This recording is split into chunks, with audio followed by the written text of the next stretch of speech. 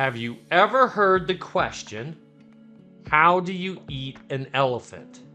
I know it sounds disgusting, right? But I've heard that a lot throughout my life, and the first time I heard of it was from my grandfather. And it was way before we had the internet. My grandfather used to ask me silly stuff like that. And my initial response, and I still remember it to this day, is that's absolutely disgusting, Pap.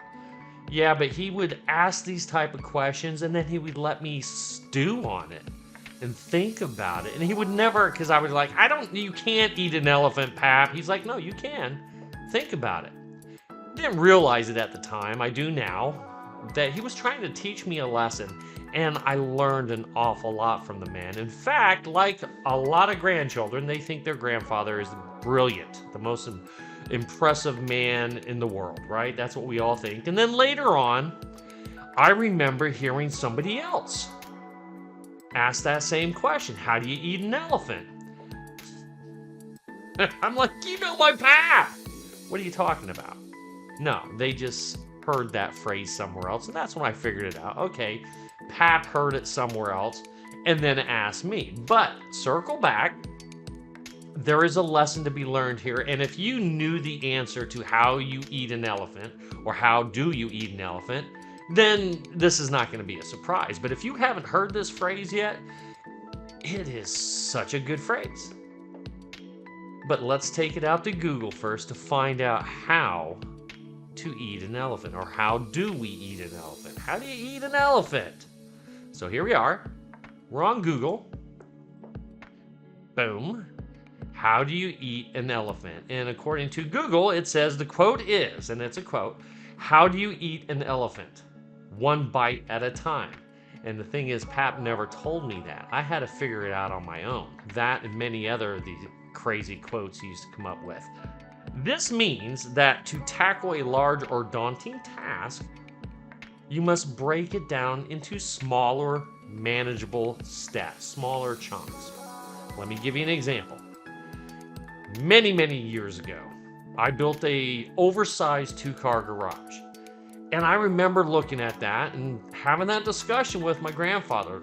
How do I do this? How do I build this garage? And that's when we circled back to the question he asked me when I was younger. How do you eat an elephant?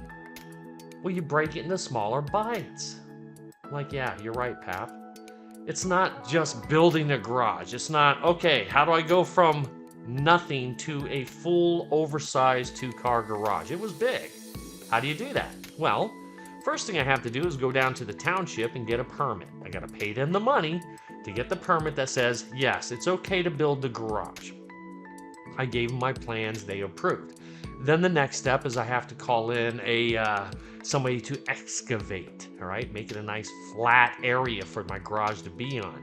Then I had a foundation, a cinder block foundation built with concrete footers. And then they brought in a concrete truck and put a slab down. And I didn't do this part. I was basically the contractor. Okay, now once all that's set, I have the footprint all there with the concrete. Let's get the wood. It's going to have 8-foot ceilings. Okay, let's get studded walls, 16-inch on center, 2x4s. Yes, I built my first garage out of 2x4s. Had the windows all framed in. Yep, now let's throw the T111 siding down. Once you have the T111 siding down, let's raise the walls. Got all my walls built out. Now let's get the trusses. Brought the crane in, had the roof trusses put on. No problem. Then the roof sheeting. You guys see where I'm going, step by step by step. And by the time I got done, after about a month, I had a garage ready for me to paint. Bada boom, bada bing. Could I do that today? Probably not. But the point is, when you have a huge task sitting on your plate, and it just looks impossible, don't look at the big picture yet. Take small bites out of it. Break it down into small chunks and focus on those small chunks. And before you know it, you've eaten an elephant. Okay, my name's Todd. Go out and check us out at Bellcom Training. I got more content out there. And hopefully I'll see you in a class in the near future. We'll see you later. Bye-bye.